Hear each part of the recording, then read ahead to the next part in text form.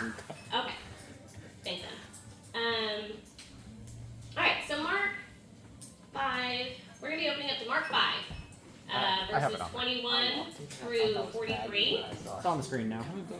Okay. I love this passage of scripture. I especially love, like, we've been doing some really long chunks. This is one long chunk that is one complete story. There's not like 5 parables in it, nothing like that. This is just one narrative. I really enjoyed that part. Oh, I'm sorry. Is my metal, is it clinking? Can you guys hear that? The first place metal? Maybe I need to take that off. That's just a big distraction. It's Maybe just, like drape it over the yeah, phone. just like that. Like, wow, first place. This could be you. I'm just But it's not. But it's not you. I know, Noah made a joke because I do the adult one too. And I've not made it to the podium yet, although I have come close. And Noah was like, all you needed to do is to compete against children. I'm just saying, I was on the podium in the adult one, so. Wow. Not trying to rub it in or anything. Well, maybe someday I can get there. Maybe someday I can win against Romans too. Alright. So Mark 5, verses 21 through 43. Garrett gave some spoilers already, so we know what happens, but let's start. When Jesus had again crossed over by the boat to the other side of the lake, a large crowd gathered around him while he was by the lake. Then one of the synagogue leaders, a man named Jairus, came, and when he saw Jesus, he fell at his feet.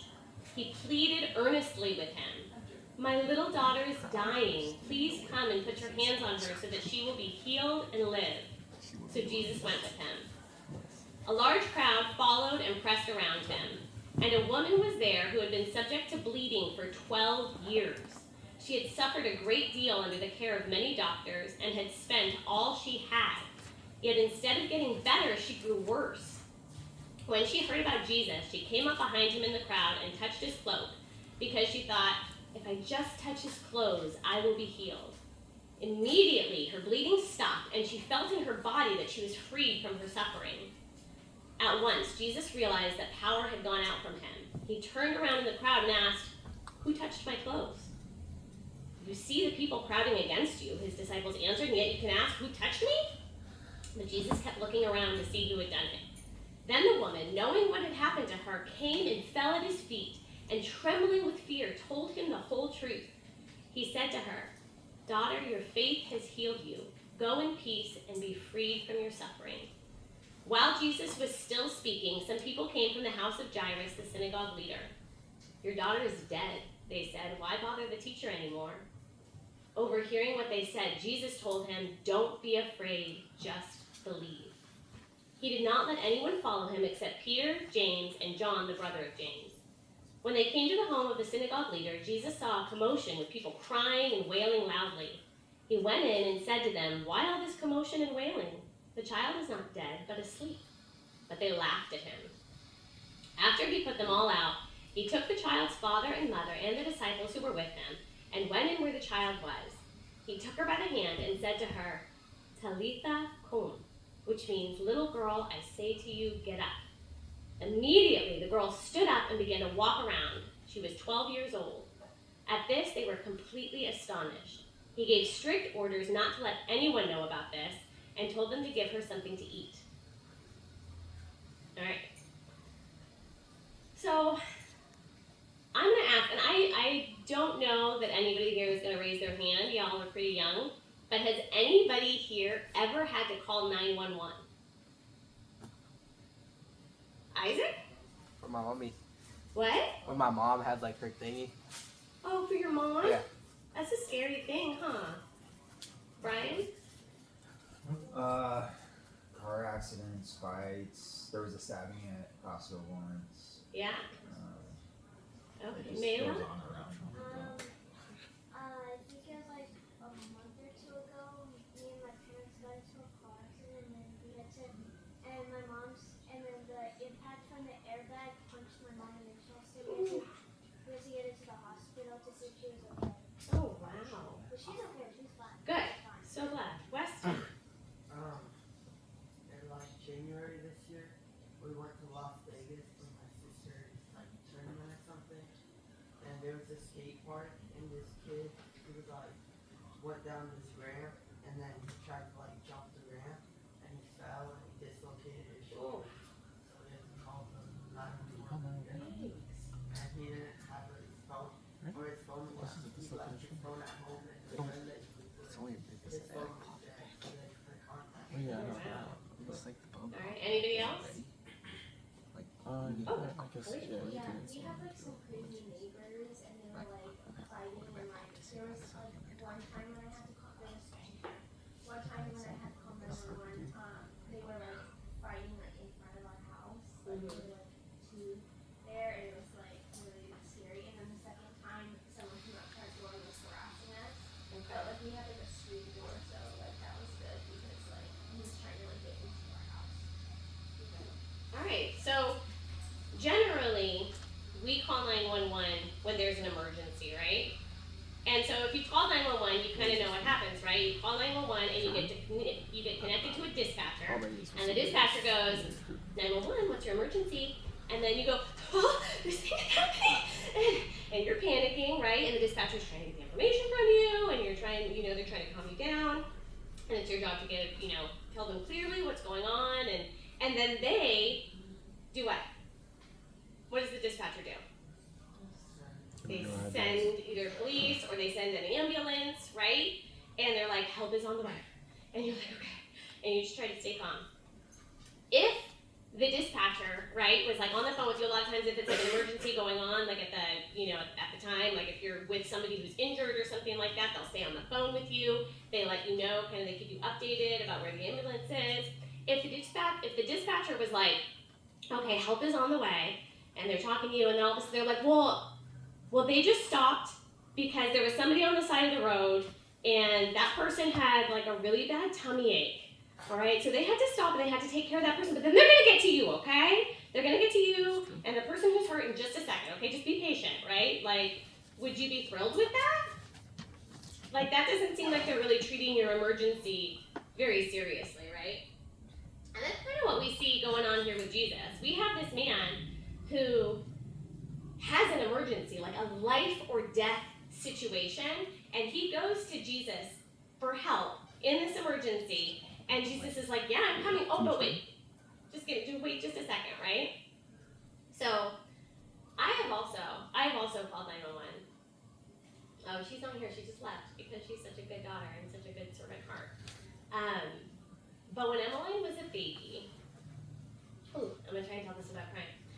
When Emmeline was a baby, she was like between 1 and 2 years old, and we had just gotten back from the zoo, and we came back, and she like wasn't feeling great, and I took her temperature, and she had a fever, and I was like, oh man, like she's sick. So I put her to bed, and I'm sitting, and she's like a little toddler bed, and I'm sitting in front of her bed, and I'm listening to her, and I'm like, okay, she's gonna take a nap, she's gonna fall asleep and stuff, and I don't know what it was. I wasn't facing her, like my back was to her, and she was laying down behind me, and I don't know if it was like the change in her breathing or what it was, but I was like, something, like my mother tingly sense went off, and I was like, something is not right. And I turn around, and something had gone awry. She was glassy-eyed, and she was not responsive. Like, I was like, Emmeline, and she was not responsive to me.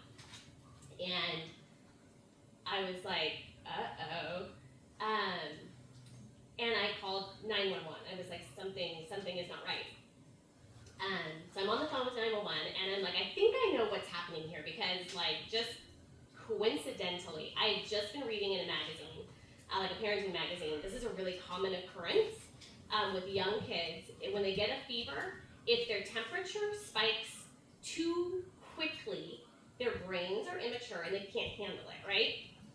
And they get what's called a febrile seizure. And so Emmeline was not responsive, she was glassy-eyed, and as I'm on the phone with 911, she starts to seize, right? So she's like 2 years old and she's having a seizure, and as a mom, that's terrifying, right? But I'm like, okay, I got this. I'm on the phone with 911, I'm like, I think my child's having a febrile seizure. So I felt super calm, super like, okay, I got this. What I was not expecting in that moment, oh my goodness, was she stopped breathing, and she, oh gosh, you guys, I'm sorry, I didn't mean to. Ooh, I feel this feeling every time. She turned blue. She stopped breathing and she started to turn blue. And I was like, "Wah!" Like my kid is dying in front of me. So I'm on the phone with 911 and I'm like, she's not, like she's turning blue, she's not breathing, like what do I do? Ah! And I'm panicking. And they sent an ambulance like right over, you know what I mean? And had they, in that moment, my child was dying. Had that ambulance stopped on the way and done anything else except for respond to my emergency, I would have lost my mind. Like, I don't know what I would have done. Like, it was like, this is my emergency, this is what you're here for, please. Obviously everything was totally fine. She started breathing again, she's alive. Apparently that's the thing that happens with seizures. But that fear, like again, like I still get emotional thinking about it because that fear and that panic of like something is wrong with my kid and she's gonna die. I had a moment, y'all. I had a moment with God where I was like, God, if you like God, I don't know if God was asking me, I don't know what the deal was, but it was like, if I take your child, will you still love me? And I was like, yes, but it was hard. So I cannot emphasize enough the horrific panic of feeling like you are going to lose a child. So this passage, like I just like hearing Jairus's panic and his search for help is so real to me. And death, like the idea of somebody dying, that seems like the ultimate time to hurry, right? That seems like the time, like there is nothing more important than a life or death emergency. And yet, Jesus pauses, right? We know that Jesus loves us, and we know that Jesus loved Jairus, and we know that he had compassion on Jairus. But Jesus is not hurried. He stops, and he takes time with this woman who wasn't really even going through like an emergency in that moment, right? She wasn't on death's doorstep. She had been suffering with what she had been suffering for 12 years. Like probably she could have waited for a minute, right? So why on earth did he stop and deal with her in the midst of a life and death emergency, right? So let's look at this. Because like, does this mean that Jesus didn't love Jairus? Does it mean that he was like surprised? Like, oh no, this woman, was he taken aback? Like, no.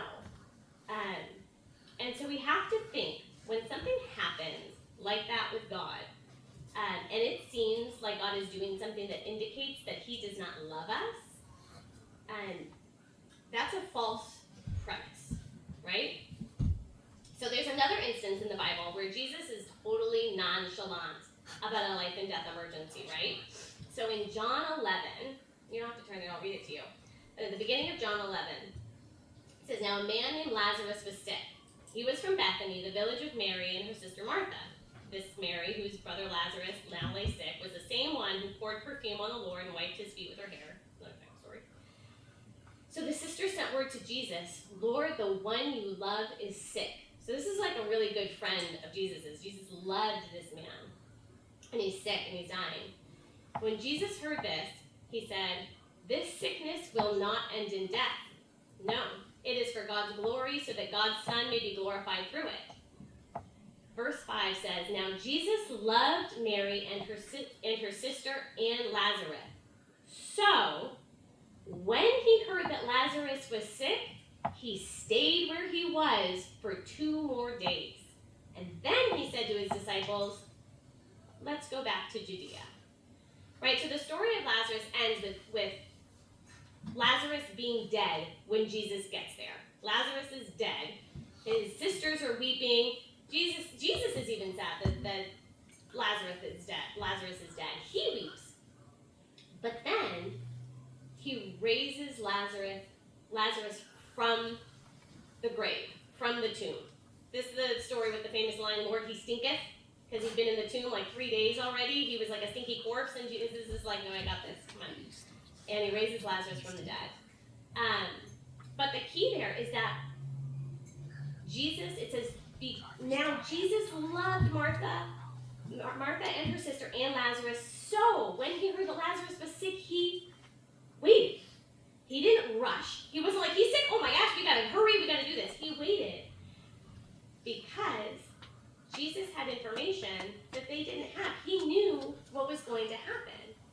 And this is, I'm guessing this is the same thing with Jairus, right? Jesus knows what is going to happen with Jairus' daughter.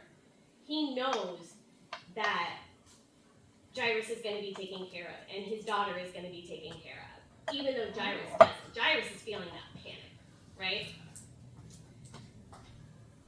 Okay. So in both instances, Jesus knew that death was going to be defeated, and the people who were involved didn't know that. And when we try to contain Jesus into our timeline and think that we know when and how something is going to happen, that's when we start to feel like we're unloved. That's when we start to feel like things are going awry because they're not going according to our plan, right? So if it seems like what God is doing doesn't make sense to you, could it possibly mean that God has more information than you do? How many people here have read Harry Potter or watched movies or anything like that, right? Okay, like half and half, right? I just got done with a Harry Potter reread.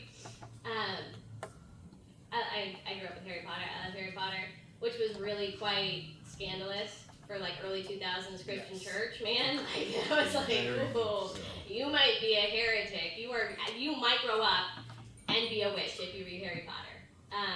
So true. I secretly loved it. But there's a quote in the 6th book, right? And as a kid, I read this and I was like, hey, that's kind of insulting. But as an adult, going back and rereading this, I was like on point, right? There's a quote from a character, and he's talking to Harry Potter, and Harry Potter's getting all like twisted up because all these things are going in a way that he had not planned, and Dumbledore, his like mentor, is ignoring him and not ignoring him, but he's not doing things the way that he thinks he ought to. And he's talking, it's Harry Potter, so he's talking to a character in a painting. Guys, it's kind of dorky, I'm sorry. But, and this character says, young people are so, and again, when I'm saying young people here, this really applies to everybody. This is adults, this is kids, this is all of us when it pertains to God's knowledge, right? It says young people are so infirmly convinced that they are absolutely right about everything. Has it not occurred to you, my poor puffed up popinjay, that there might be an excellent reason why the headmaster of Hogwarts is not confiding every tiny detail of his plans to you? Have you never paused while feeling hard done by to note that following Dumbledore's orders has never yet led you into harm? No, like all young people, you are quite sure that you alone feel and think. You alone recognize danger. You alone are the only one clever enough to realize what's going on, right? And again, that's not just young people. That is all of us. All of us feel like we should know what needs to happen and when it needs to happen, and when things don't go our way, we often don't stop to consider that maybe the God of the universe has more information. Maybe my Creator knows more about what needs to happen to me than even I do. So, going back to Jairus. So Jairus was in desperate need of help. He was panicking. He needed help that only Jesus could give. And he runs to Jesus and he asks for that help. But Jesus stops in the midst of that emergency, and he turns to this woman. So let's look at this woman for just a moment to see why exactly this woman captured Jesus' attention. Right? So, it said that this woman had had a bleeding disorder for 12 years. Right? I tend to approach scripture with questions. That's just how I go about things. So my first question is like, what kind of bleeding disorder did this woman have? Right? And there's really only one way that a woman can bleed for 12 years and not die. So she probably did not have a scraped knee. I don't know why I get up here. I've gotten up here multiple times and talked about menstrual cloth, but she was probably going through a lot of menstrual cloth, right? When women menstruate or they have anything going on in their uterus that involves blood,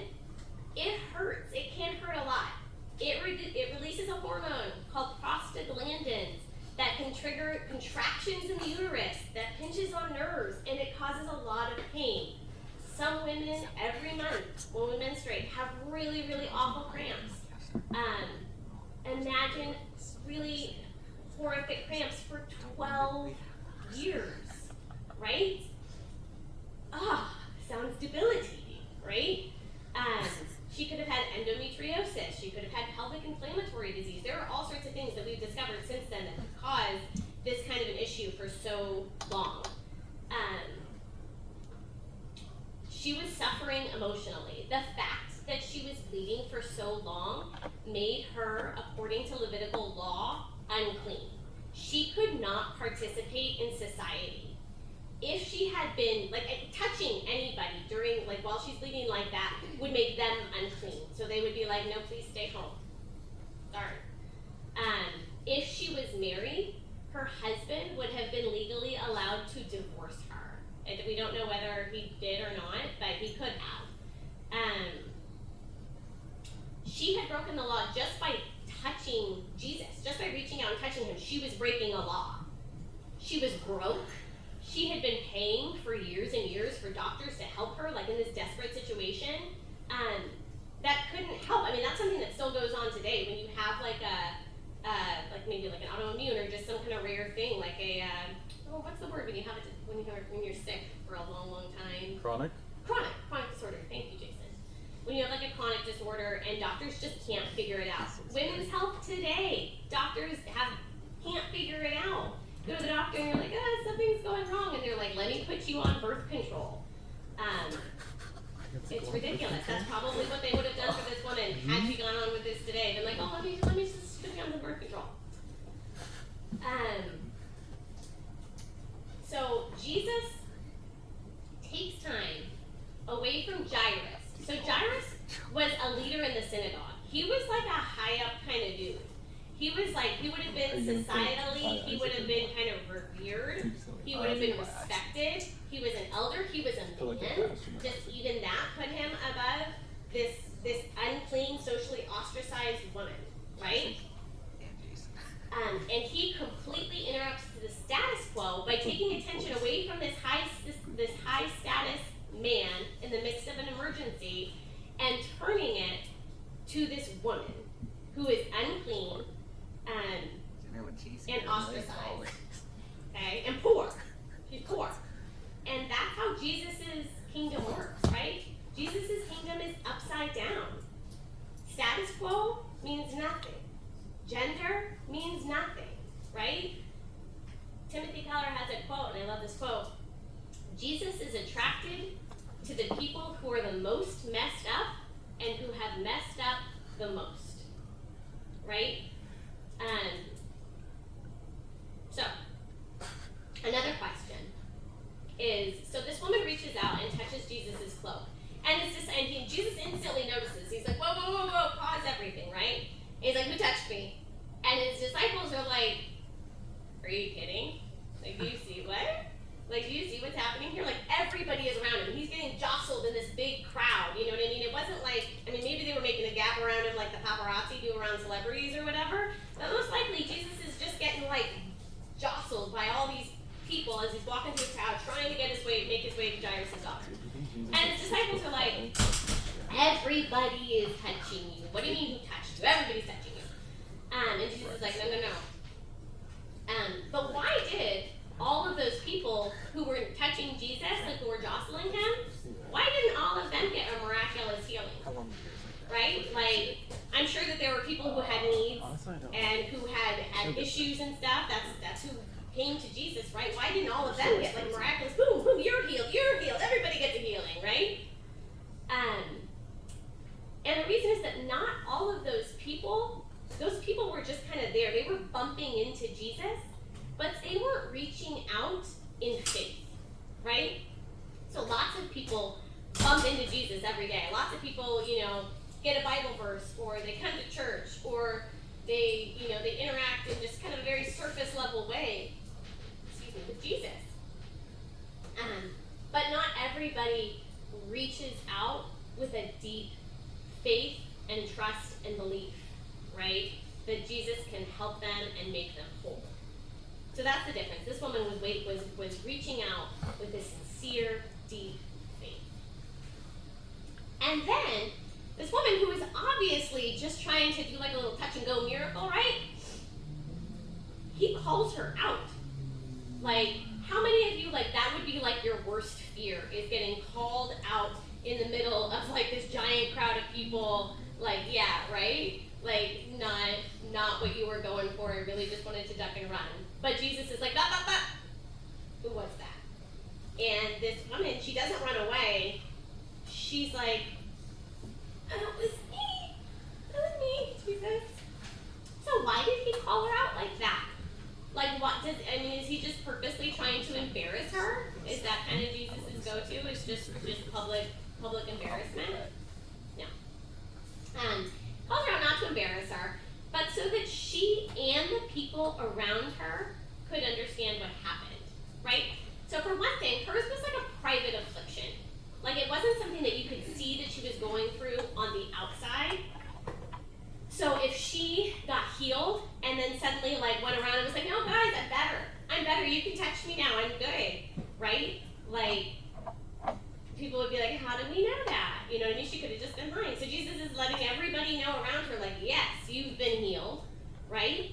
And he wanted her to know that it was her faith, not her superstition, that healed her, right? She's like, if I just touch his cloak, if I just touch a little bit of him, I'll be healed, right? And we know that Jesus doesn't necessarily work like that all the time, right? It wasn't like everybody who touched his cloak, or even, that he worked in all sorts of ways. He put mud on people's eyes. He did all sorts of things to when he was healing and working and acting.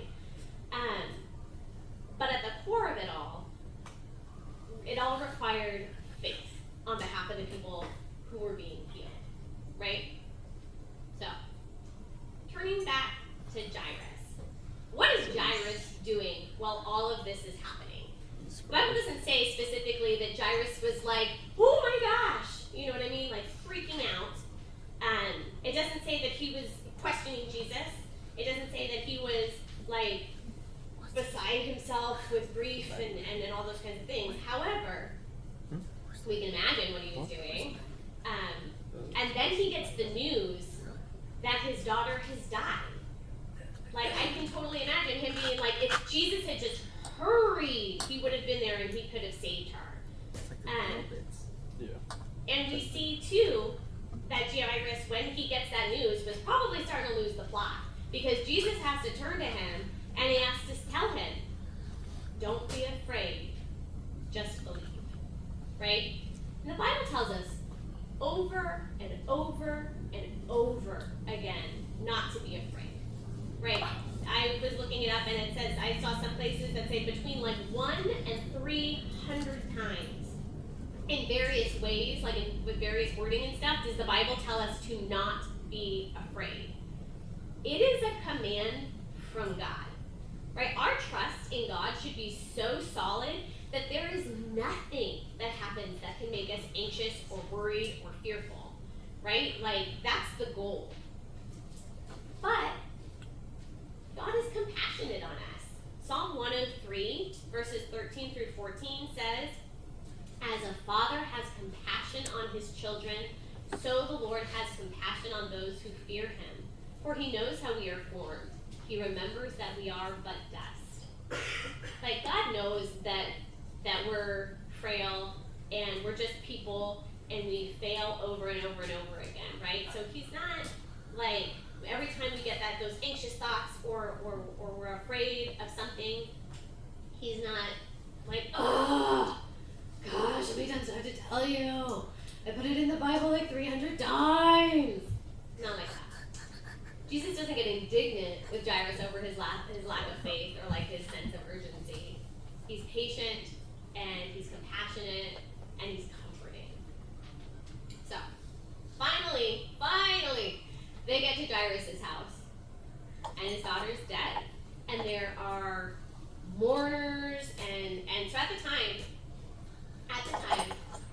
when something happened, when somebody died, you would hire like if you were rich, you would hire professional mourners. Like, when I die, I would like you guys all to hire me some professional mourners so that everybody could know what a travesty it is that I have died. They would be out there and they would be weeping and wailing and letting everybody know like something sad has happened. Guys, let's all cry together. Woo! Right? So Jesus gets there and there's the mourners and they're weeping and they're wailing and they're like, Jairus' daughter has died. They're letting everybody know. But we see that they probably were not super sad because as soon as Jesus shows up and he's like, no, she's just sleeping. What do? They start to laugh, right? And if I was like, probably not the little girl's mom. She probably wasn't laughing. Jairus probably wasn't laughing. But all these other people are laughing, right? So probably their mourning wasn't legit. But the question is, okay, but Jesus comes and he says she's not really dead, she's asleep. And I know that for some people that raises this question, like, was this little girl really dead? Or was she just sleeping? Was this really a miracle, or was everybody just mistaken? Did they was her heart rate so slow that like maybe they couldn't hear it? Maybe this wasn't a miracle. But two things. One, in that same story about Lazarus' death, Jesus uses the same verbiage. He tells his disciples that Lazarus isn't dead, he's just sleeping. And his disciples are like, well, let's just go wake him up, Jesus. And then Jesus is like, no, he's dead. I was just using that as analogies, figurative language. The other thing is in the other telling of this story in the Gospel of Luke. So in Luke chapter 8:55, when this story is being told, it says that when Jesus heals the girl, her spirit returns to her, right? So if she was sleeping, her spirit wouldn't have left. So we know that she was dead because her spirit had to left. So let's see. So also the other thing that really struck me that I learned when I was researching this, I'd never heard this before. When Jesus tells the little girl, Talitha Kum, and it says in the scriptures, it says that it just means like, it says, I say to you, it makes it sound really formal. Little girl, I say to you, get up. But Talitha Kum, Talitha, in the original language, it wasn't like little girl. It was like a diminutive. It was like, honey. It was more, it was more like a parent waking a child up. It was like, honey, it's time to wake up. Like your parent when you were little would wake you up. I hope your parents don't have to wake you up for school anymore. Y'all should be handling that. But when you were little, when you were little and your parents would wake you up, honey, it's time to get up. That's what Jesus is saying to this little girl, right?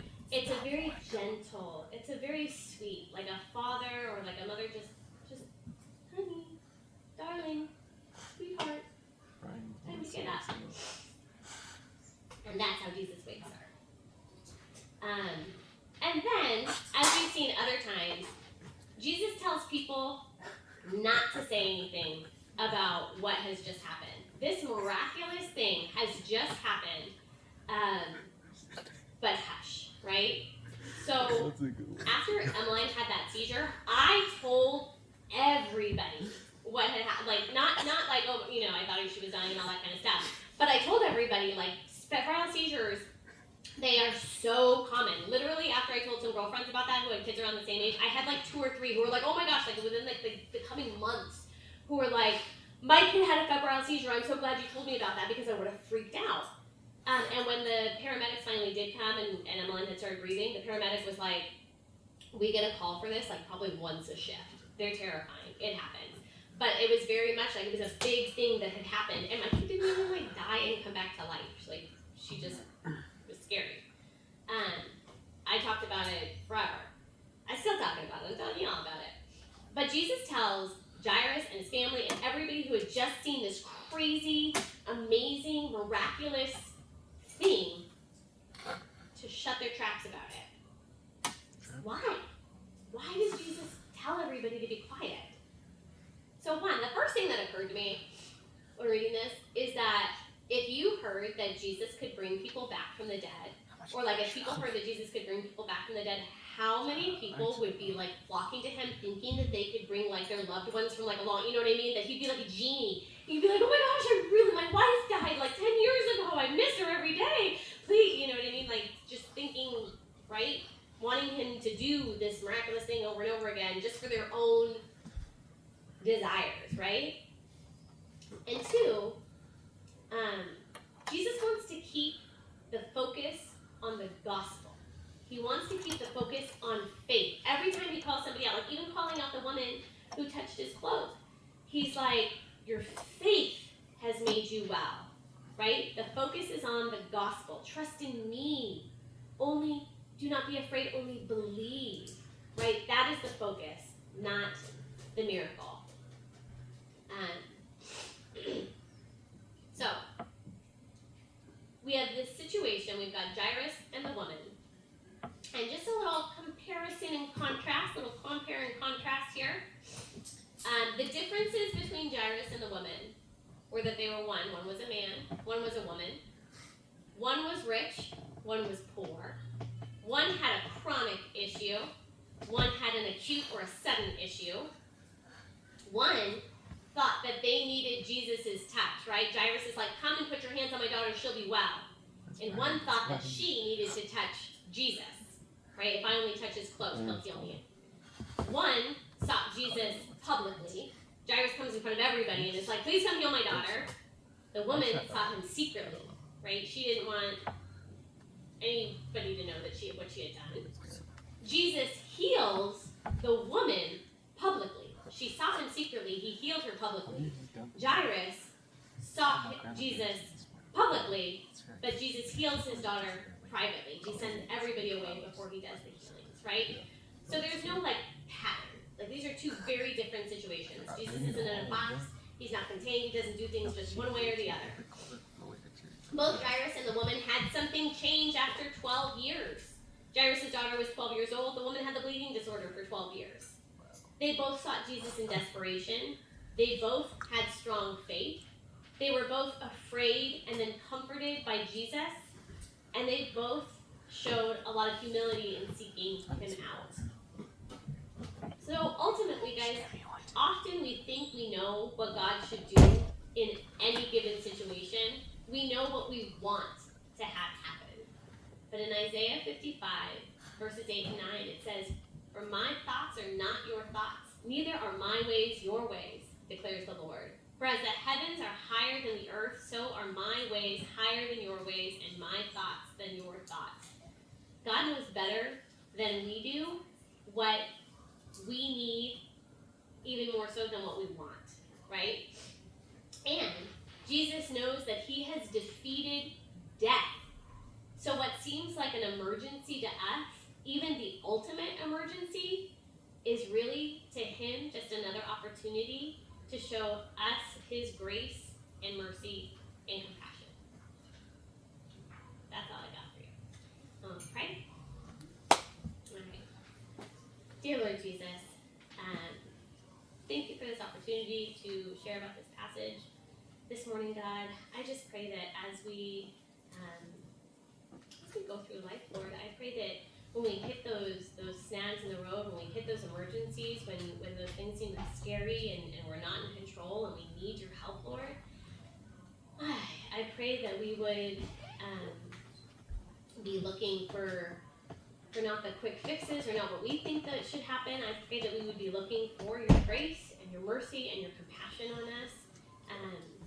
And I pray that we would be able to spread your gospel to those around us who are also facing those kinds of situations so that they too can experience your comfort, Lord.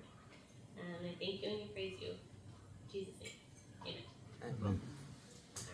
All right. I don't know if there are any questions. There are a lot of questions. Some real ones, some not so real Important ones. questions. Thanks, guys, in the sound booth. Why would you label your questions? Huh? What we got? You know if you label them, Some you're of the real not ones gonna first get here. Well, They're not very Well, first one's not a question. Praise report. Somebody said Wait, what? I've been 12 weeks See free what? of addiction. That control Praise question. God. Oh, yeah. That I is forgot. amazing. You put that keep it question up. in there. Yes. That is awesome. That does amazing work. So the second question is a little more heavy. Someone asked, what should I do for my friend who's deciding whether or not to commit suicide? I don't know how to help them. My first quest would be, have you talked to an adult? Because that is way too heavy for you to bear on your own. Somebody is coming to you with something that feels too heavy for you, it probably is. And you need to talk to an adult, a trusted adult, a parent, a pastor, somebody who can help you carry that and can seek resources. That would be my first. If it's a kid at the school, schools have counselors, teachers. If you tell me the name and information of the student and that they have a credible reason that you think they are going to commit suicide, I am mandated to report that as well, so I can do that on behalf of you. I don't need to know all the information, but just enough to make a report. The authorities will do the rest. So we take that very seriously, guys. So somebody talking about suicide is a cry for help. People do not talk about suicide so that you will keep it private. They are talking about suicide because they want the help. Period. Another resource too, anyone can do this with a phone, text or call 988 instead of 911. You can just text 988, that's a suicide hotline, prevention hotline. They have great resources there and they will help out your student or your friends. Like if your friend is feeling sad and depressed, that is a great resource. They can text that, they can text it in and they will get help that way. Do you have a feeling that they're going to do this immediately, or they have the means of doing it, the method of doing it, the time to do it? Then you need to let us know.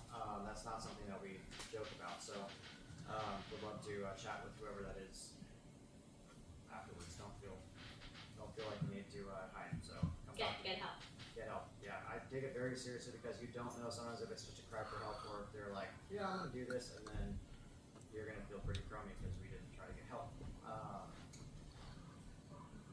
Love the sound effects you do. That's yeah, great job, Sarah.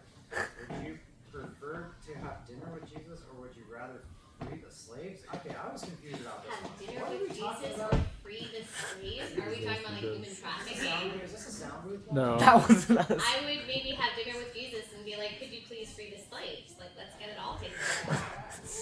Let my people go. Who's enslaved right now? Who are we talking about? We have lots of people enslaved all over the world. Who are we talking about? Talking about all the slaves all over the All world. the slaves? Yes. Freedom for all. Okay, that's not serious. Fast fashion, guys. That's what's killing us. Little children in Africa are making their clothes. My parents don't wake me up. I'm already up. They just don't know it. It's my favorite game. You still don't realize I'm faking it? What? Bro. Save your parents some effort. Get up. That was Brian. Get up and have their coffee made for That them was when they Brian. get up. How about that?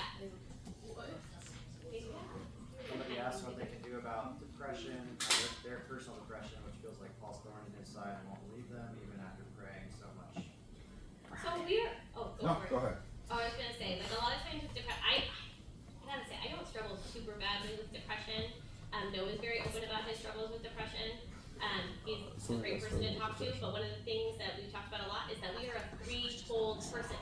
We have physical needs, we have spiritual needs, we have mental needs, right?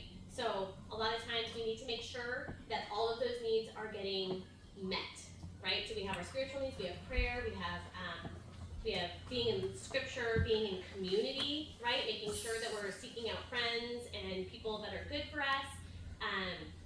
We have physical needs. Make sure that you are getting sleep. Sleep. All right? Go to bed at a reasonable hour, get up at a reasonable hour. Do not stay up doom scrolling on your phone. I know it's hard. Or watching TV or texting your friends or whatever. Eat healthy foods. Drink some water. Y'all drink some water. And don't crash out on junk food. We are a really bad example right here. You just forget that wall exists. All right? Eat a carrot. Do not fill up your pockets on the way. But yeah, I would say that making sure that those three areas are met. And if they really, really are, not even if they are, you can do this anyway. But we do have a licensed counselor who I adore. She is fabulous. And do we have the QR code? Do we have her stuff listed anywhere? Because I know we talked about that. We don't, but we could send a picture of her card. Y'all, I absolutely love Alyssa Cruz-Lochner. She's one of my favorite people on the planet. She's like the best counselor I've ever met. She's super friendly. She's super down to earth. She'll help you with your stuff. Yeah, in like a very comforting, just chill No kind of shame way. in going to see her. Yes. She's amazing. So, Yes. and if you're worried about your parents saying no, have them come talk to me. I will Yes. convince them. Yes. So we will even, we very often pay for the first session or Yes. first couple sessions as a church. So if that's a worry that it's the cost, then Yeah. please don't let that be the reason. So Yep. go see her. Again, being sad is one thing. That's pretty normal. It's a part of the human experience.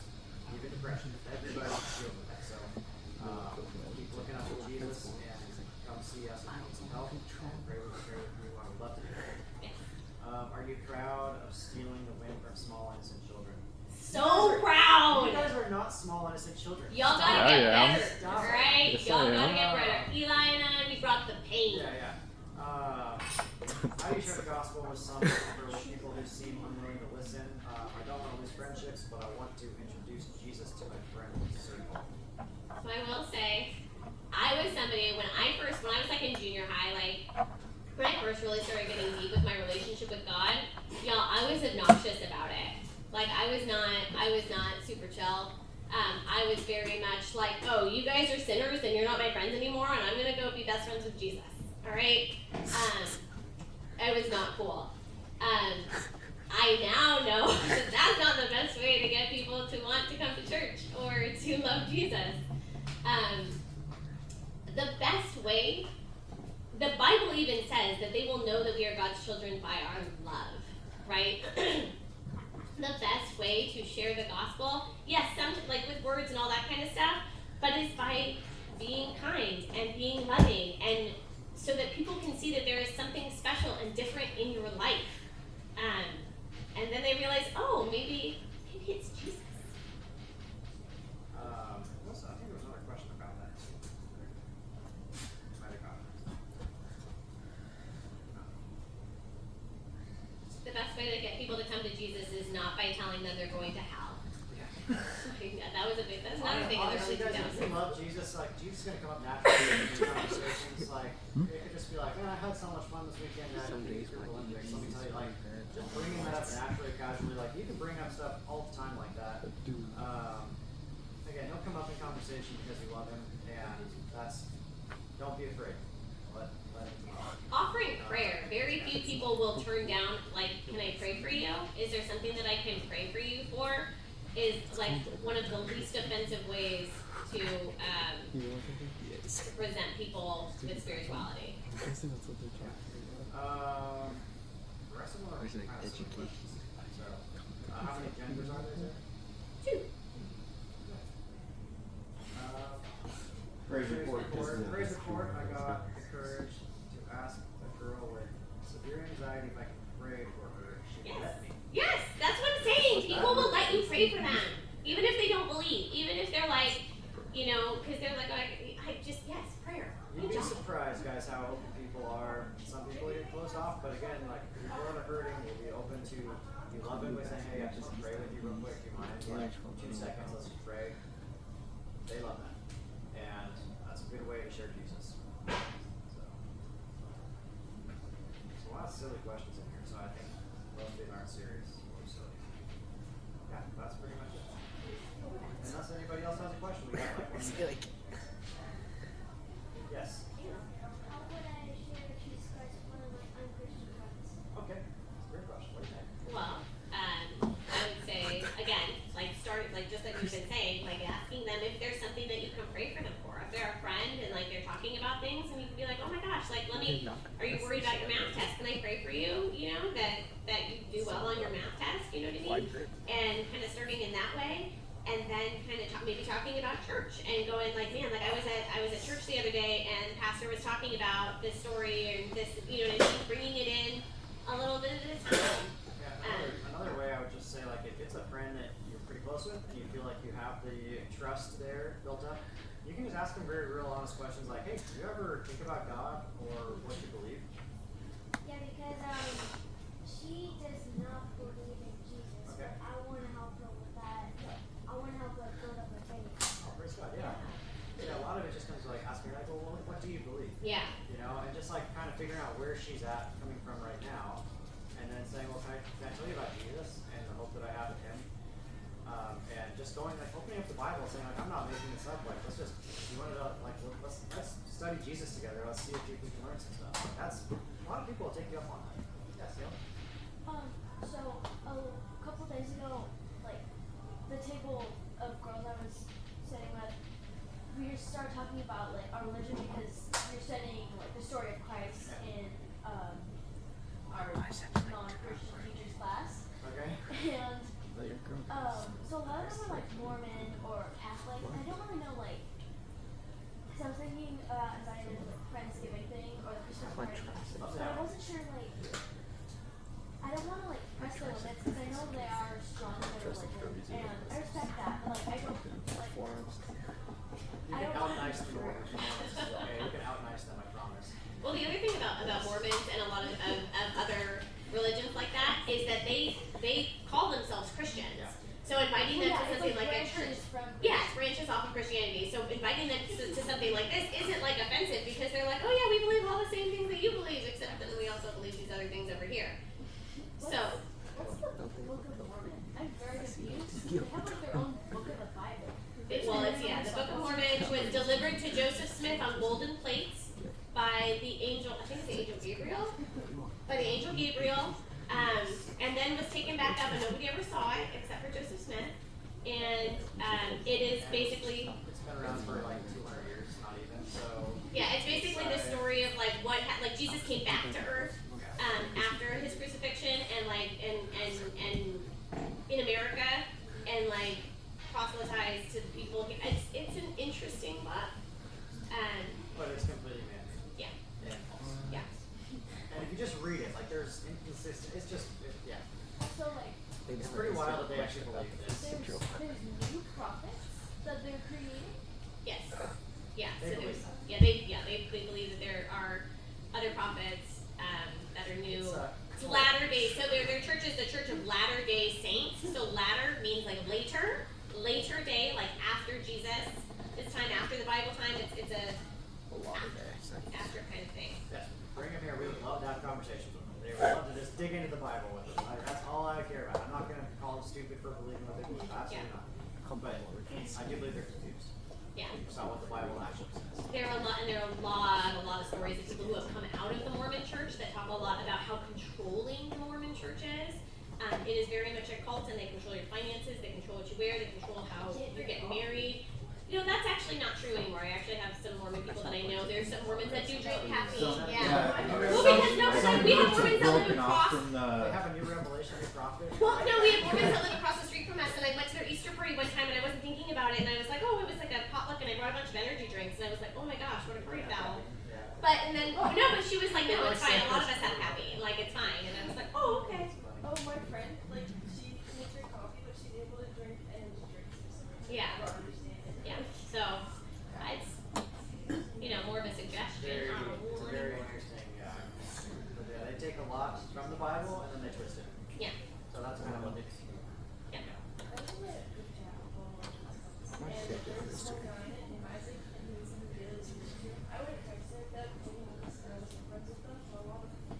And then, like, I don't know, it's silly. And it's like, I've seen some scriptures in the Book of Mormon, and I was like, what is going on? Yeah. Well, so the main thing, though, to remember, like with Send it back to the Bible. Mormons or Jehovah's Witnesses or anything like that, is the main thing that differentiates them from Christianity is what they believe about Jesus and what they believe about salvation. And Mormons specifically believe that you earn your way through good deeds to different levels of heaven, right? Like, they really believe that it's really not fair that if you're a better person than somebody else and you haven't done as many bad things, that you should get to share heaven with all the other people who have done worse things than you. All like, of us other sinners. all of us other sinners. No, for real. Yes.